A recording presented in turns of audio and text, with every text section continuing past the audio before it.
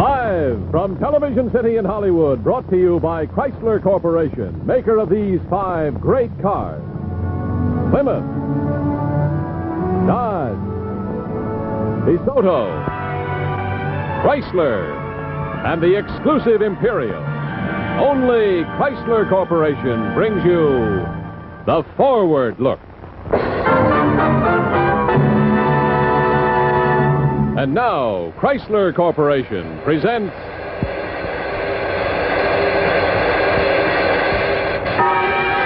Michael Rennie.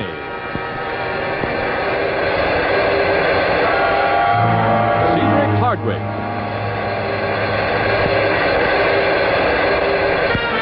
Mary Sinclair. Starring in tonight's production of Climax. Ladies and gentlemen, your host for Chrysler Corporation, Bill Lundigan. Good evening. Tonight on Climax, Dr. Jekyll and Mr. Hyde by Robert Louis Stevenson. Starring in this classic story of the conflict between good and evil are Michael Rennie, Cedric Hardwicke, and Mary Sinclair. Mr. Rennie's appearance tonight was made possible through cooperation of 20th Century Fox Studios, and his next starring role will be in the CinemaScope color production 7 Cities of Gold. And now, Dr. Jekyll and Mr. Hyde, adapted by Gore Vidal on Climax.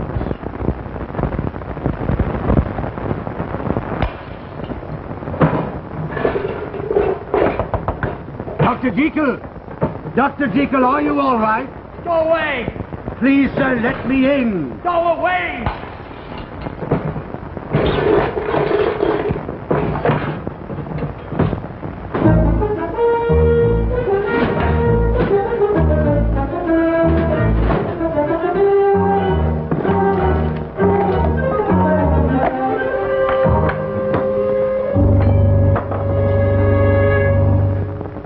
Come now, fool. Either Dr. Jekyll has gone or he has not. Now, which is it? I don't know, Mr. Utterson. I can't say, sir. Oh, it's been a most terrible time, sir. Over 2 weeks now, he's been locked in his laboratory, won't come out. We put his meals there by the door. Then after we go away, he takes them inside, if he's inside. Who else could be? Look, sir, here are 2 of the prescriptions he left with me only this afternoon. Now, you know Dr. Jekyll's handwriting. Is that his hand? Very odd. Very odd indeed. Yes, but is it Dr. Jekyll's writing? Well, yes and no. I should say that under great stress he might write like this. Oh, begging your pardon, sir, I think it's the other. The other? What other? Oh, you know, sir, you will remember him. His friend, Hyde, his name was. But Hyde disappeared a year ago. He wouldn't dare to return with the police after him. I believe he's back, sir, and I believe he's done something to Dr. Jekyll. We shall pay a visit to Mr. Hyde. If it is he. Yes, sir. I should bring a pistol, sir, if I went into that room. Yes. You may be right. After all, he is a murderer. I shall never understand why Jekyll took up with him. I think it was what you might call an experiment, sir. Dr. Jekyll knew some very strange people. Even murderers?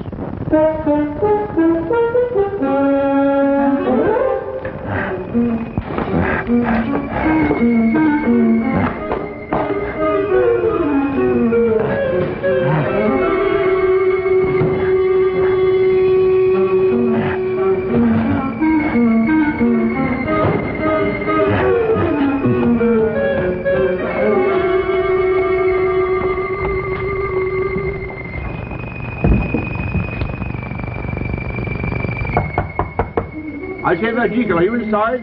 Go away! It's Utterson. It's your friend, Utterson. Now let me in like a good chap. Leave this house!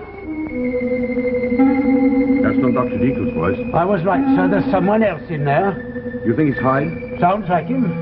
If it's you, Hyde, let us in or we'll force the door. All right.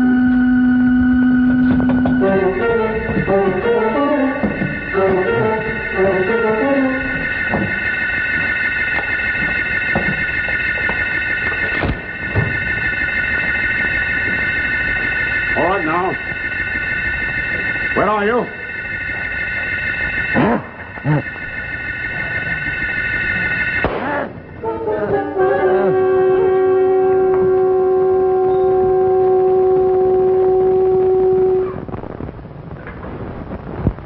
dead, sir. Yes. It was Hyde, wasn't it? Yes, sir, it was Mr. Hyde. Do you think he's killed Dr. Jekyll? I don't know. I want you to go to the police. Tell them that the murderer Hyde has been killed. I shall wait for the police here. Yes, sir.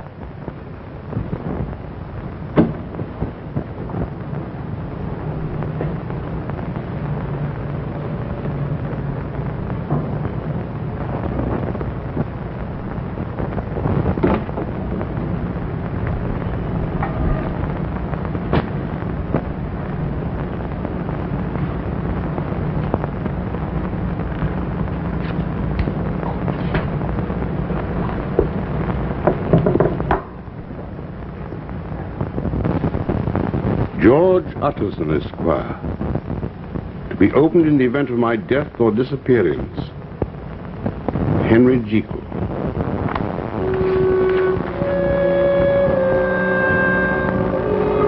When you read this, dear friend, I shall be dead. And only this journal will remain to clarify a mystery, to exert a warning. You will recall perhaps a conversation we had 2 years ago when you came to see me. And you found Dr. Lanyon and me arguing. My dear Jekyll, you astonish me. A grown man like you talking like a romantic boy. Lanyon, we're scientists. In theory, nothing is impossible. That may be true, but some things are clearly improbable. Your idea is too fantastic. Mr. Utterson to see you, sir. Oh, Utterson, we're having a row. Oh, sir, shall we go to law? No, we might need your fine legal mind to arbitrate. Utterson, Jekyll here has decided to go beyond the science, leaving me far behind. I'm only a doctor. A simple, ordinary doctor. Like me. No. You're not simple, you're not ordinary. You know what this outrageous fellow proposes to do? Raise the dead? Better than that. He wants to find the soul. He wants to play with it, to Now, you're experiment with simplifying. it. You're simplifying. I merely suggested that one way of discovering the nature of the soul would be to dissect it the way you would any other organism. Yes, but I was under the impression the soul was not tangible. Neither is the air, but we know it exists. We can alter it. See? Fire. We're burning oxygen. This match is creating carbon dioxide. We've altered a substance no one can see. Well, why not the soul? Why not indeed? But where do you find it? In the mind, I should think. Those parts of the mind which regulate behavior. If I were to take up this poker, my dear Lanyon, and kill you, Well, I wouldn't put it past you. You're mad as a hatter. I should suffer terrible pangs of conscience afterwards. That would be my soul punishing me. Well, it is a small matter of the law, you know. All right. But suppose the mind could be so changed that I could strike Lanyon to the ground and feel nothing. Only pleasure in a violent act. And there is something, you know, in all of us, a caged beast which delights in horror and destruction. Well, the whole idea is far too fanciful. And slightly unwholesome. Utterson, I believe I'm on the track of something quite fantastic. The soul? The soul. Good and evil. I believe it's possible artificially to produce either a monster or an angel in the same man. Rubbish. Where's my tea? I came here for tea, not a black mass. You shall have your tea, my old intolerant friend. Monster or an angel. But do you really believe that human beings are both? I do. Oh, none of us is either very good or very bad. We're just a mixture. A blend, you might say, like Lanyon's beloved China tea. Bring it in, please. But aren't you afraid to upset the balance of a soul? Well, why not? I'd only bring out what was already there, what was good. The angel. Exactly. But suppose you release the monster. Suppose, my dear Jekyll, that you uncage the monster. That's a risk one would have to take in the interest of science. Science? Jekyll, you're impossible. But the tea? A proper blend, no doubt of it. Milk and sugar? Oh, I saw a client of yours today. I was aware I had spoken too soon of my great interest. But I was curious to see how Lanyon and how you, Utterson, would respond to the idea of my experiments. I determined to say nothing more of my work until I was further along. As you remember, that winter we did not meet often. I was daily, nightly engaged in my work, Here's the package. my deliberate and hazardous journey into the soul itself. This time. Thank you, Paul. Yes, sir. Sir? Yes, Paul. Sir, don't you think... Well, I mean, it's not my place, but... I work too hard. I need a rest. Exactly, sir. You know, it's not natural, all these hours you spend here.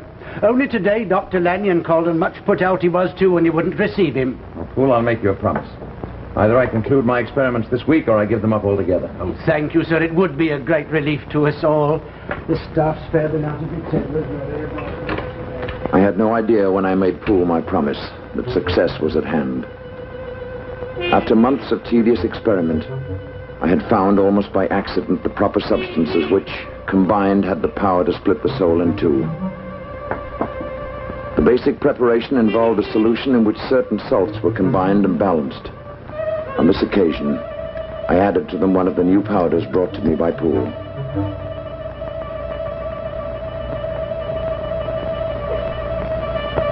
The change in the solution's color was not anticipated.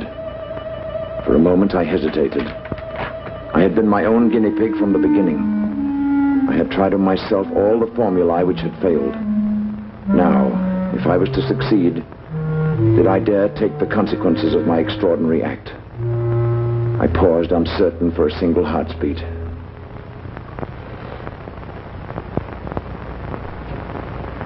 Then I drank the liquid.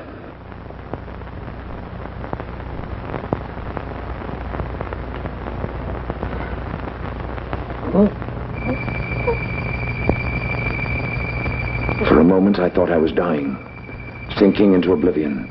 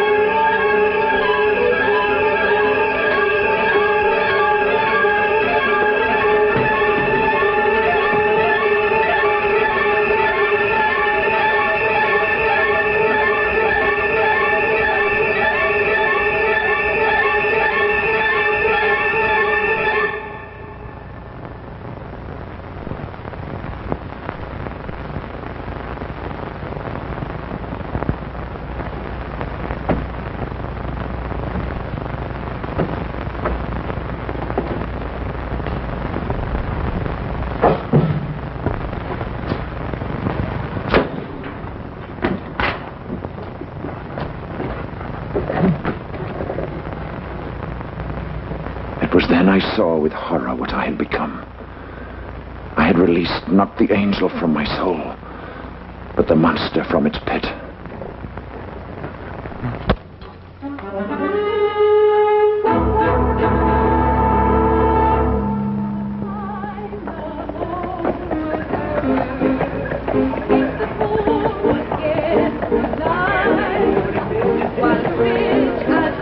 The monster, however, had a taste for pleasure, and I indulged him. I could, whenever I chose, become this creature whom I called Mr. Hyde.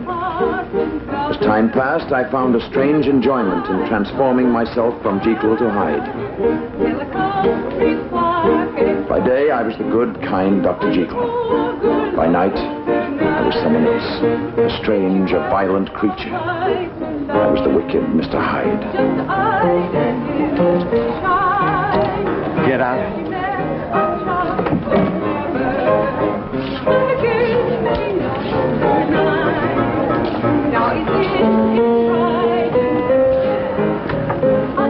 Usual, Mr. Hyde. Usual. 2 glasses.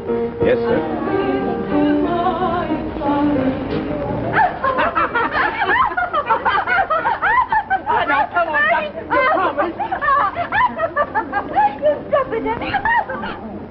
Hey, now then, what do you think you're doing? I'm sure you'll find another companion. Oh, yes. Yes, of course. I didn't mean to. Why, yes.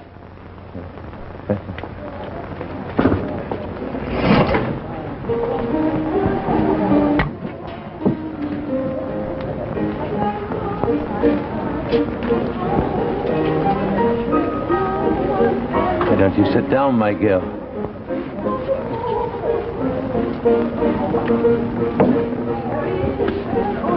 You're that Mr. Hyde, aren't you? Yes, I'm that Mr. Hyde. What a fine girl you are. They say you're the wickedest man in London. Do they?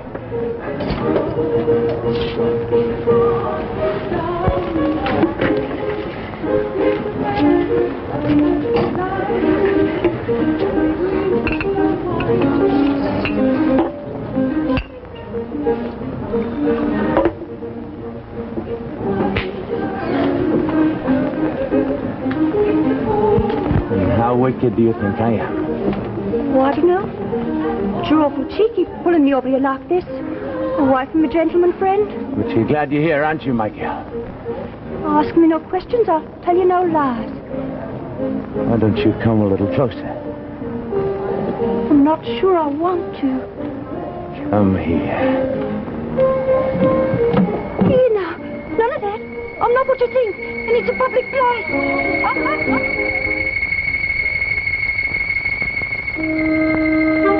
Yes, my friend. I realized early that I was involved in an infernal game whose prize was nothing more nor less than my living soul. But I could not help myself. I enjoyed being Mr. Hyde. Hyde was younger, more daring than I. He did all the things I had only contemplated in shameful reveries. And at first, I saw no harm in unleashing Mr. Hyde from time to time. The sense of danger exhilarated me.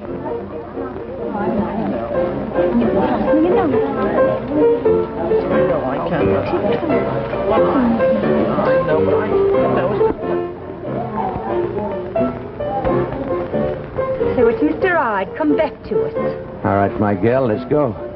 Let's go, he says. Just like that. Just like he was a real fine gentleman or something. You'd better get a move on, mister. Gladly. Shall we move on, my girl? No, we will not. Now off with you. You filthy devil, get out of here. Filthy devil, did you say?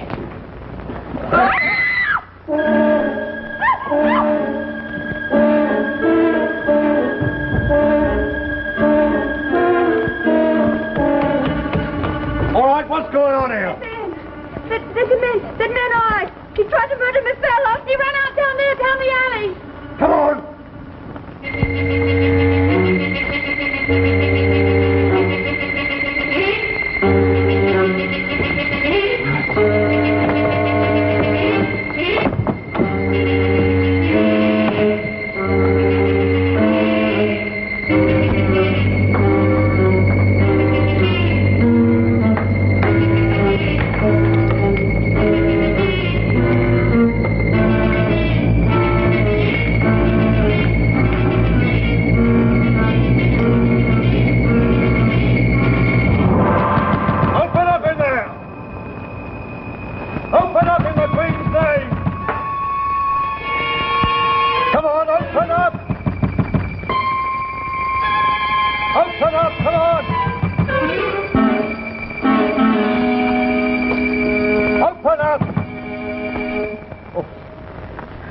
Good evening, officer. Oh, it's you, Dr. Jekyll. There's something I can do for you, officer. Well, sir, we followed a man called Hyde. As a doctor, Then we lost him. I realized at that moment that Mr. Hyde had become a disease which I could no longer control. Mr. Hyde was now capable of murder.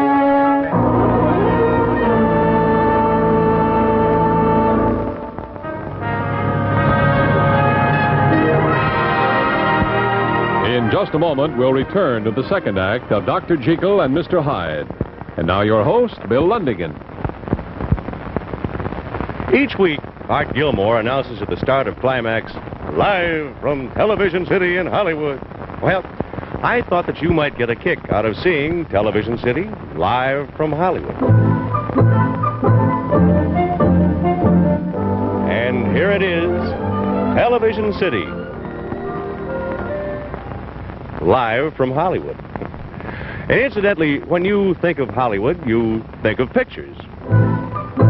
Here are some taken of me driving into the studio the other day for a rehearsal. And what a view you get through that wraparound windshield. And sure enough, right on time and driving a DeSoto hardtop with that color sweep styling, a pretty lady in a pretty car, Mary Costa. Here comes another member of the team, our commercial producer on the show, and his name is Bud Cole, and as you can plainly see, he owns a Dodge Royal Lancer, and he loves it. Now, here's the man I was talking about who says, live from Television City in Hollywood, Art Gilmore, a Chrysler man from way back, this year driving a New Yorker. And off we go to the studio. Nice-looking cars, aren't they?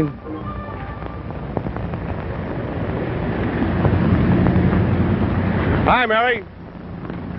And you know something? Whether it's Television City in Hollywood or around the square in your own hometown, you're seeing more and more cars of the forward look from Chrysler Corporation. You can spot them at a glance by their smooth, flowing lines. The most distinctively styled cars on the road today. Why don't you drive one and find out what a difference there is? And now we continue with Climax, tonight starring Michael Rennie, Cedric Hardwicke, and Mary Sinclair, live from Hollywood.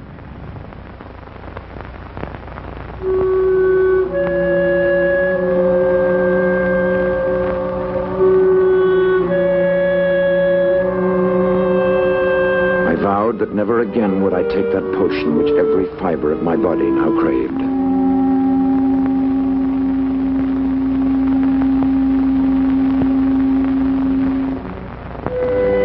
Plunged into the good world again. I saw old friends. I gave up my time to charity.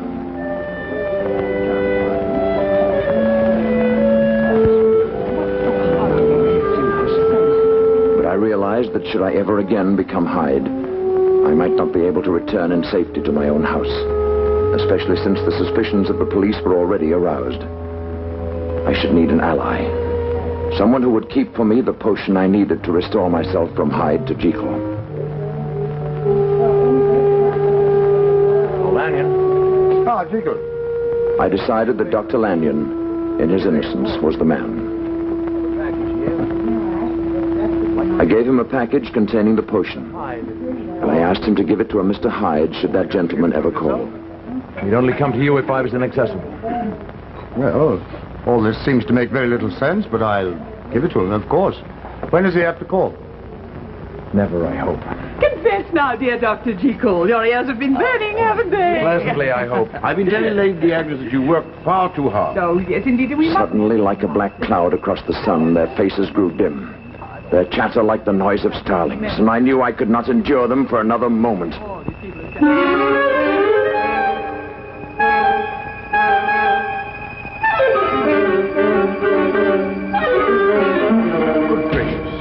Extraordinary thing to do. You see? Overwork. I'm sure of it. He looks frightful. Well, I imagine the party's over, don't you? Oh, yes.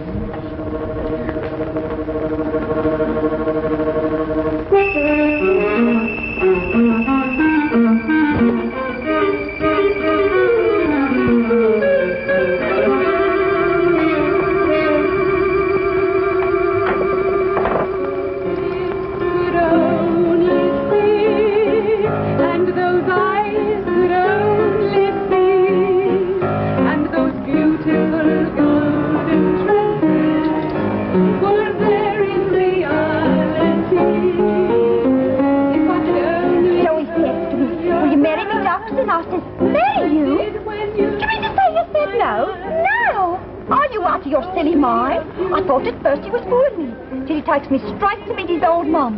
Then, of course, I says yes, just like that. Oh, you are a lucky one. I should think so. And he's a good, reliable sort he is. He works regular, which is important, I say. You're right. They don't grow his kind on no trees. Don't think I don't know it. Hello, Harry. Is he coming here tonight? Very lucky, and he don't approve. Ain't it something? Me being married to a fine chap in Tunbridge Well. I suppose you're going to live there. Those are our plans for the present. Oh, and aren't we glad? When's the nuptials going to be? Next month. And we'll go to Brighton on our honeymoon. 3 days. It'll be 3 old days by the sea. Oh, some girls have all the luck. Oh, look over there by the door. Ain't that Mr. Hyde? Him all right, beast. Imagine his daring show his ugly face around here after what happened between him and us.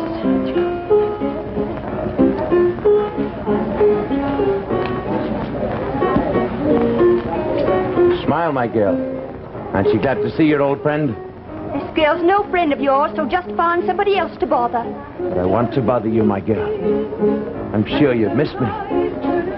Let's have a little wine in that booth over there. I'm waiting for my fiancé and have no time for strange men what don't behave themselves proper. Come. Who do you think you are now? The only one who's good enough for you.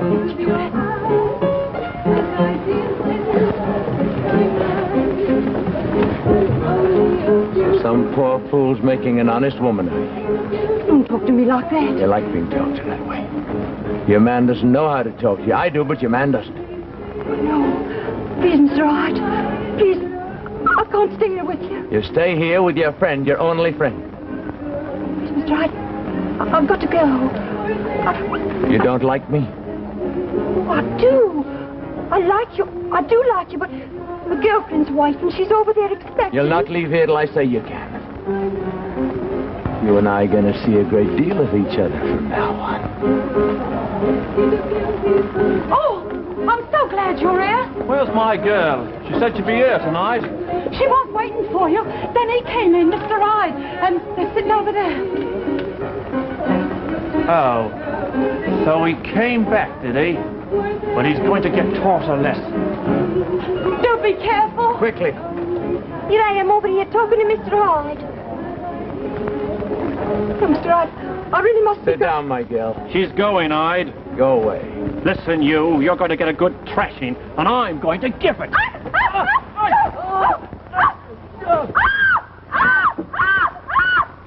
Weep at his funeral, my girl.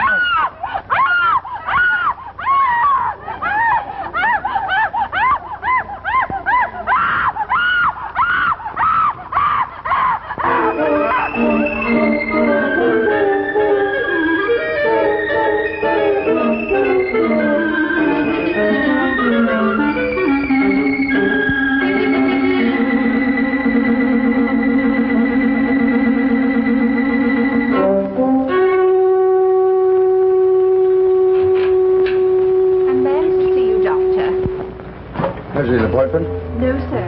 He seems very agitated. Show him in. Will you go in, please?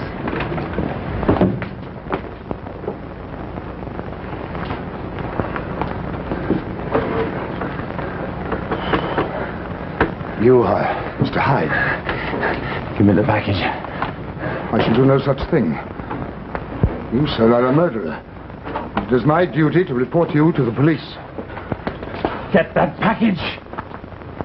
You can't intimidate me. You promised, Jekyll. Now get me that package, then call the police if you like. I will not be an accomplice to murder. How do you know it was murder? Newspapers. In the name of your friendship with Jekyll, give me that package. Go to him yourself. I can't. No, of course you can't. He won't traffic with the killer, and neither will I. In the name of everything you love, give me that package. I will not help you. Out! Get it!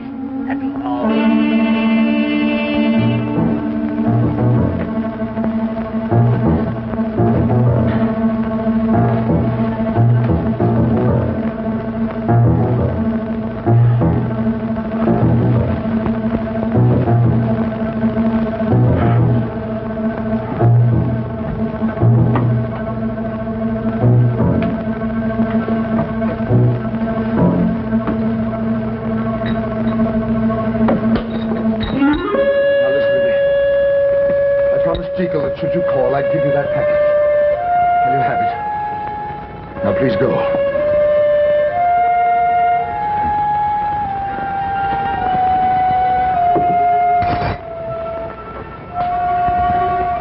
Now, lad,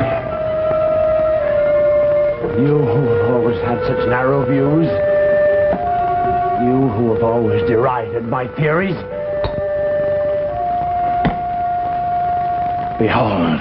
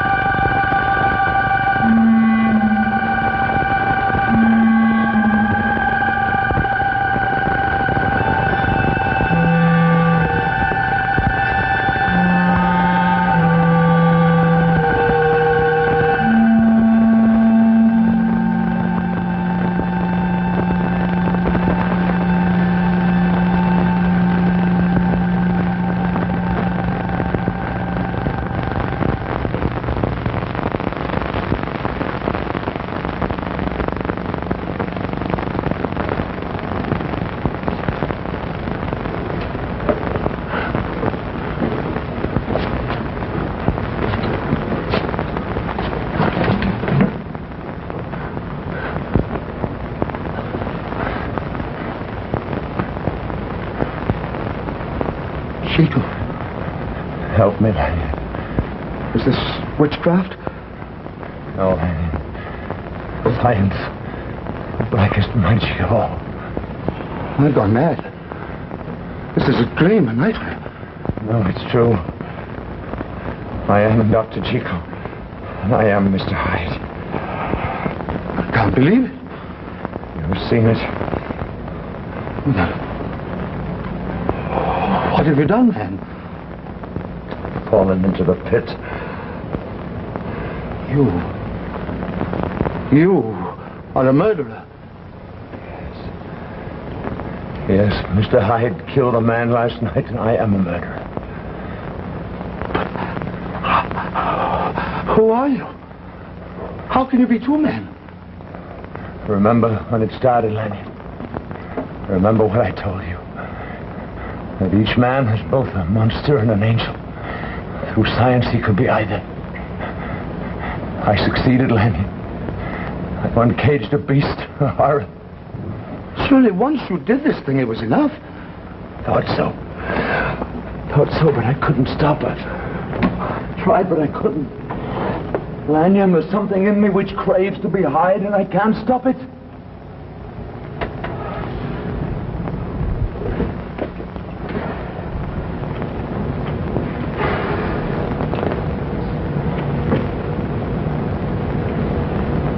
What now? I don't know. You have to do this terrible thing again? I don't know. I can't think. Is it like a drug? Must you become Hyde in spite of your better self? I'm not sure. But I know this. If I do this thing again, I shall die. I'm being torn apart by this beast. Then, Jekyll, I think it better that you die. You say this to your friend? Your old friend? I say it because you are my old friend. Because your soul may soon be lost forever if it's not already damned. Am I, Jekyll, responsible for what Hyde does? Can I help what this brute does? You are Hyde. And you chose of your own will to be Hyde. So you are a murderer and a blasphemer. I only wanted to find the soul as an experiment. You found the soul. You experimented. You've gone further than any man was meant to go. Your fate is no longer for man to decide. Lanyon, I'll never take that potion again, I swear it. The damage is done. The corruption has already started. Lanyon, I'll devote my life to others. I'll do more than that. I'll work in the charity hospitals. I'll do anything you say, Lanyon. Do what you must. Never see me again. Lanyon. You'd better go now. Lanyon, you and I are old friends. We have nothing to do with this other creature, Hyde. You are Hyde. But so are you. Every man has a Hyde within him. I have kept mine caged. I did what I did out of curiosity, out of innocence. Innocent? You meddling fool. You have dared to challenge God. You reek of hell. Get out! Get out.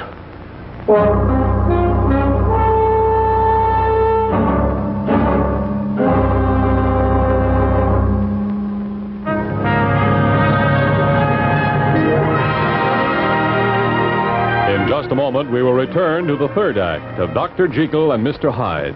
And now, once again, your host, Bill Lundigan. In the course of a year's driving, you naturally run into a lot of different road conditions, and not all of them are ideal.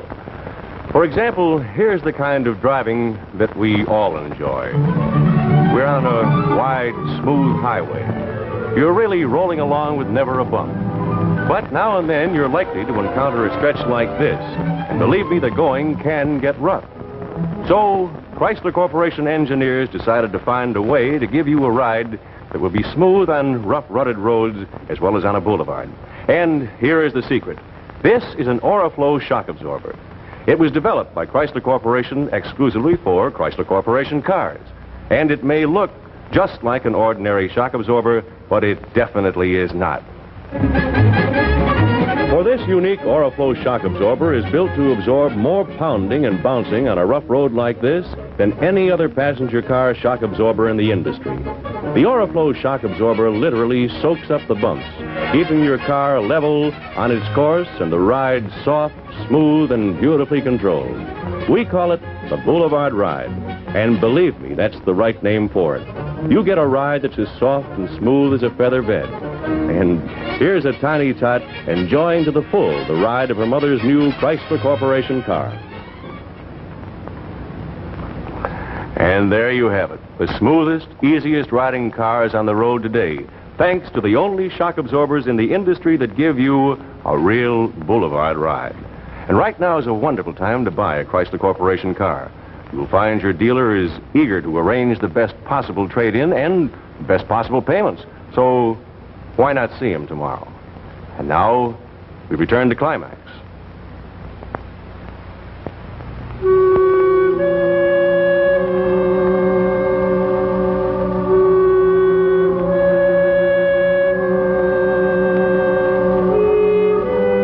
I refused to accept Lanyon's grim analysis. I refused to be defeated. With all the strength and will left in me, I did my best to atone for my unholy deeds. I will see if Dr. Jekyll is in. But like any criminal, there were loose ends to be attended to. Only on one I was forced to deal with the police. In Dr. Jekyll's laboratory several months ago. He and Dr. Jekyll were quite friendly, weren't they? It would be presumptuous of me to say. I shall get the doctor.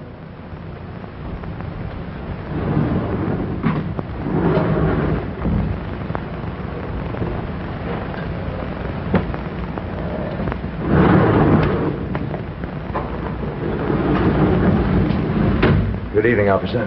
Oh, sorry to trouble you again, Dr. Jekyll. It's perfectly all right. Won't you sit down? No, thank you, sir. You, know about the murder in Soho?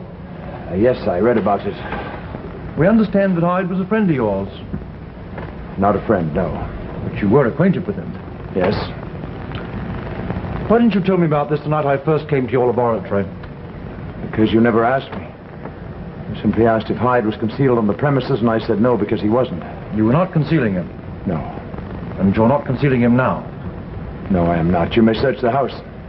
Thank you, sir. We plan to. Now, Dr. Jekyll, this man Hyde hardly strikes me as the sort of chap a man like you would know. Really? Can you tell me what you know of him? Not much, officer.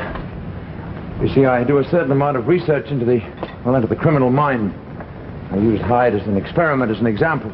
Any idea where he's gone? No, but I don't think he's apt to return to London. Then he has left the city? I should think so. You know, Dr. Jekyll, You could be in very serious trouble if you were to try to protect or conceal him now. Yes, I know that. Can I speak to you frankly, sir? Yes. Well, this man Hyde, he doesn't have anything on you, does he? I mean, he's not an extortionist or a blackmailer. Good heavens, no, officer. Now, I detest the fellow quite as much as you do, and I'm free to denounce him if you should capture him. Good. I'm glad we can count on you. Now, have you any idea where he might have gone? Well, as I told you... The police were less problem than I'd anticipated. They believed that in some way I'd been victimized by the odious Hyde. And after a thorough search of my house, they left me alone. As time passed, they gave up their quest for Hyde, assuming he had left the country.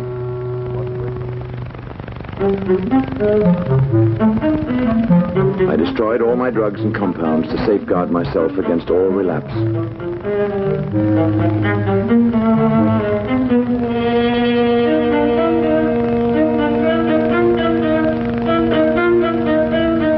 Now I would turn to charity, to good works, as I had promised Lanyon. I grew more and more secure. I had caged Hyde once and for all, and I was myself again. So confident was I that I paid a call one evening to a certain cabaret in Soho.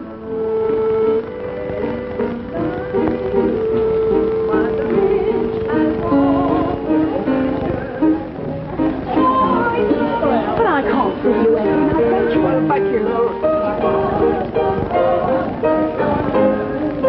Come on, lad, give us a little smile. There's nothing to smile at. But you can't go on breathing your life away. What's done's done. I wish I was dead too. Come now. You're still young and attractive, and you've got ever so many admirers. I only wanted him. Come on now, perk up. Perk up. Oh, here comes a top.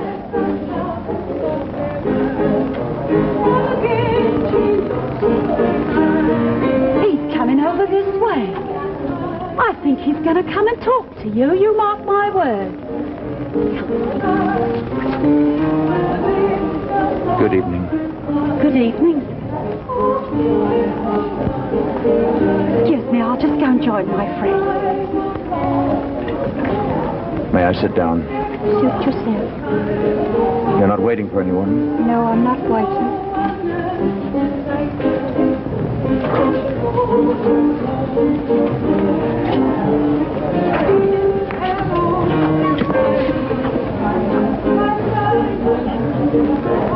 It's a pleasant evening.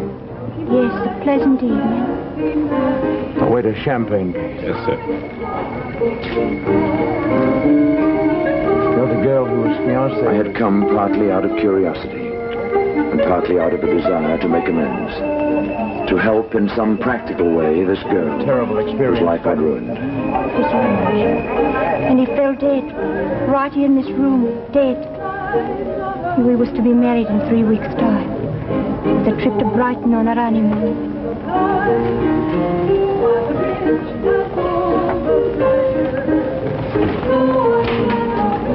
I'm sorry. Sorry. How can the likes of you know what it is to have your life end? But your life's not over. Not over, is it? How many chances do you think a girl down here has of a decent marriage? I'm sure you'll have many more. I should have known when I first saw him. What he'd do. What he was. Your fiancé? No, the other. Mr. Hyde. If I could get my hands on him right now, I'd twist a knife in his heart. Was he so terrible? He was like the devil himself. So very bad. He was worse than bad. He was so hateful. He attracted you. I'm sure he's miles away by now. I pray they catch him and hang him by his neck. Have you any idea where he's gone? Who knows? I suppose you read all about it in the papers. There it all was. My name and everything, just like the Queen's name. There I was. Here. You can see some of the things they say about the horrible crime and so on. My name's spelled wrong in the early editions, but they got it right later. Yes, I read these at the time. I don't know what my poor mum would have said if she'd seen her daughter's name like that. Of course, it was on the same page as the Queen's. My mum's dead. Would you like a little champagne? All right. That's a nice drink. I'd like to help you if you'll allow me. You know, none of that.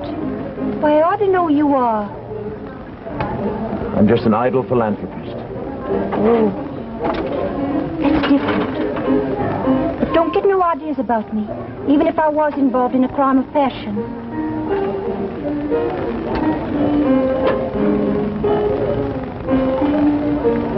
I say, it's awful odd, a gentleman like you down here.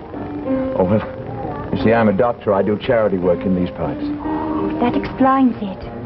I'll bet you're a good doctor. You really must be the kind As we talked, I found her oddly attractive, and I resolved to help her in any way I could. As we chatted, even the cabaret seemed less tawdry and disagreeable. A sister of mine in Norfolk needs a housekeeper. I'm sure you'd like her very much. You're not just playing with me. No. I mean it. And no obligations. Oh, I sigh. This beats everything. Are you feeling all right? Yes, just a headache. As for the heat in here, it's very close. Would you like to take a turn outside? No, thank you. I had a strange sense of unreality while we talked, I would appreciate that. as though I was seeing the world through a heavy, muffling veil. Say, you do look rum. Yes, I'm not feeling very hearty. Shall I get you a cab?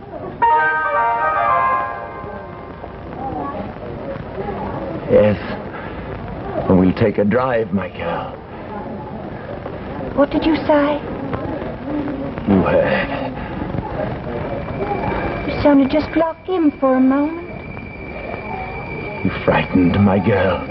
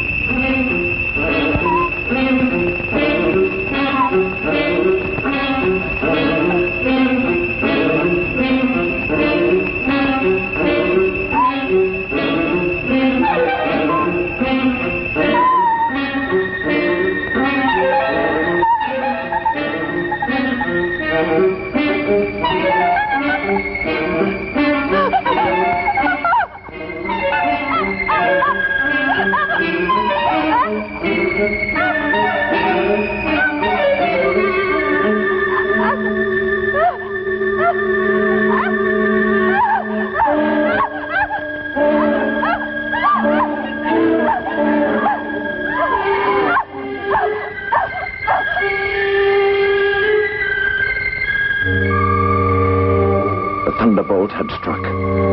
I had become Hyde without wanting to, without having first taken the potion. With every ounce of will left to me, I forced the evil Hyde to return to the laboratory. And desperately I searched for the chemicals necessary to transform me back into myself. But there was none left.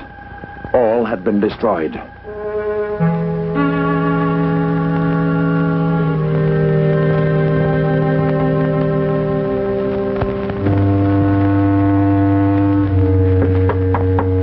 Next morning, however, I found I was again myself. I was again Dr. Jekyll. I gave Poole various instructions. He was to go to the chemist's. He was to order the ingredients I needed for my compound. I spoke urgently, for I had no idea when I might again become that monster whose evil power over me was nearly complete. I don't want to see anyone, Poole. I'll be working in my laboratory for the next while. To bring my meals, just leave them outside the door. Very good, sir. Oh, and Poole, I want the door into the laboratory. One that leads into the street, I want it padlocked. Yes, sir. From the outside. From the outside, sir? Yes, Poole, and you keep the key. I shan't need it. Yes, sir.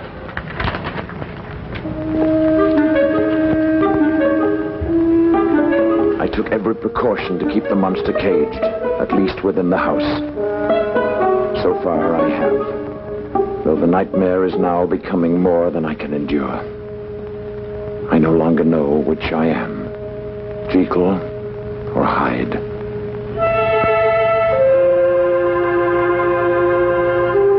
It was soon evident that the most necessary ingredient, a certain salt, was no longer available at any chemist's. It had been a flawed chemical, an impure salt, and its very impurity made it impossible to duplicate. No luck, sir. They say the salts you've got are the same as they've always said. Tell them they lie. Tell them to look again. Tell them to order more. Yes, sir, I will.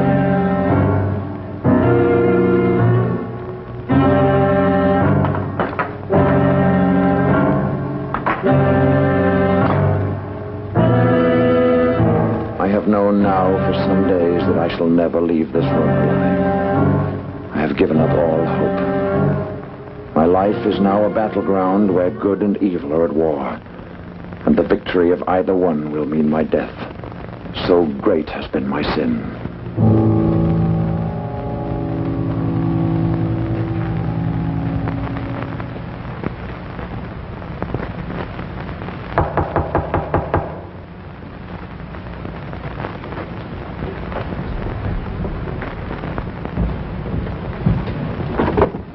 The police officer, Mr. Utterson. The body's in here, officer. Well, we'll have a look and then I'll take your testimony. Who will ask me to come? It's all over now. You know too, then? Yes. It's all in here. He left this journal for me. It's a perfectly clear case of self-defense, isn't it, Mr. Utterson? What? Oh, yes, that's quite correct. He assaulted me with criminal intent. But what's he done with Dr. Jekyll? That's the important thing. The whole matter is out of our hands. Ah, that it is. Well, Mr. Hyde, you got what was coming to you. That's certain. No, officer. That's not Mr. Hyde. That's Dr. Jekyll. What are you saying, sir? I saw him with my own eyes. It was Mr. Hyde. Look and see. What? It is Dr. Jekyll. I don't understand. The beast and the monster. The angel. It was an unholy thing he did, separating them. True. True. But only the good remains.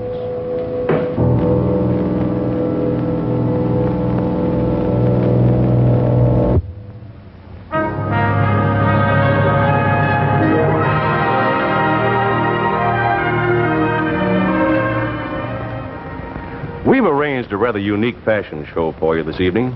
Now, maybe the fashion shows you're used to seeing feature what the best-dressed man or woman is wearing today. But this fashion show we call What the Best-Dressed Car is Wearing, and here's Mary Costa to tell you all about it. Thank you, Bill. Here you see a full array of custom accessories from the Mopar division of Chrysler Corporation. That's Mo for motor, Par for parts. These accessories are the smartest, most durable, and most fashion-right that you can get for your car. And you can get them in a minute in your own neighborhood. But now, let's go to the home plant of Mopar at Center Line, Michigan. This is Mopar, the most efficient parts plant in the industry, where 2,000 employees work to handle each order the day it arrives, whether by teletype, by wire, or by mail. Here is where emergency orders are received, every dealer knowing he can phone direct. All orders are checked against microfilm records that show the original specifications of every Chrysler Corporation car or truck. The order is then broken down electronically into year, make, model of car, and part or accessory needed.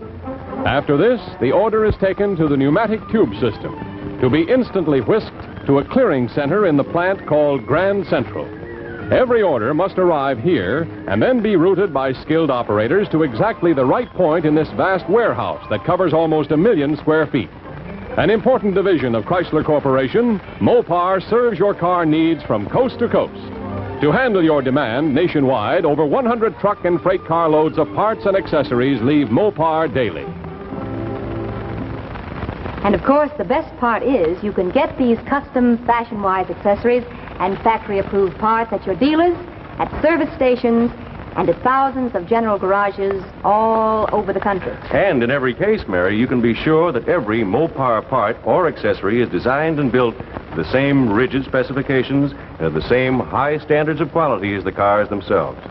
Remember, Mopar division of Chrysler Corporation, a forward look in service. Thank you very much, Mary Costa. Right, Bill? Ladies and gentlemen, next week on Climax, One Night Stand, starring Bob Crosby and the Bobcats, John Forsythe, Bob Sweeney, Cloris Leachman, and Donald Buca. Hey, what's going on here? Well, that's a Gin Mill Blues. Bring back any memories?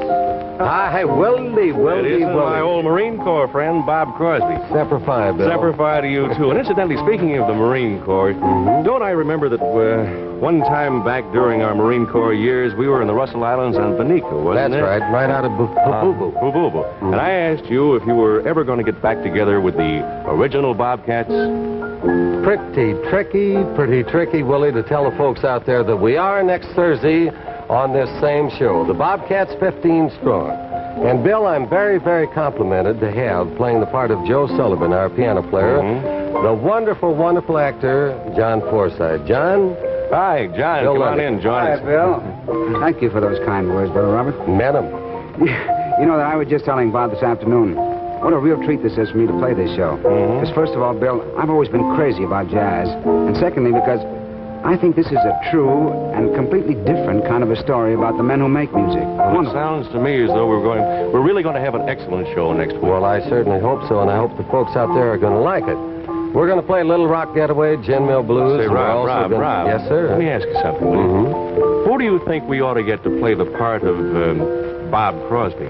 Well, I wonder. It'd be awfully nice if Brother Bing did. Bing Crosby? Well, I think he should. After all, I played his life many, many times. Goodbye, Bill. See you later. Goodbye, Rob. See you later. Next week, and John. We'll all be looking forward to seeing you and the Bobcats next week in One Night Stand, also starring John Forsythe, Bob Sweeney, Cloris Leachman, and Donald Buca. This is Bill Lundigan saying thank you, and don't miss it.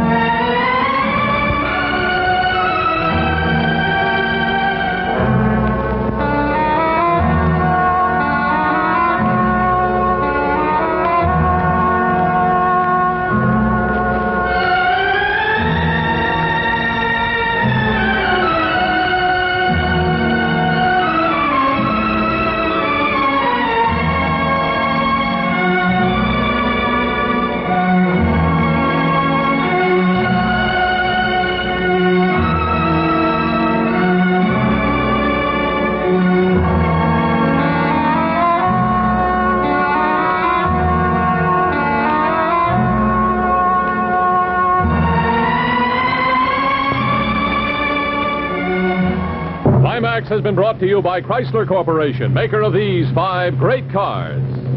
Plymouth, Dodge, DeSoto, Chrysler, and the exclusive Imperial. Only Chrysler Corporation brings you the Forward Look. Art Gilmore speaking. Chrysler Corporation's Climax has been selected for viewing by America's Armed Forces overseas and is a CBS television network production.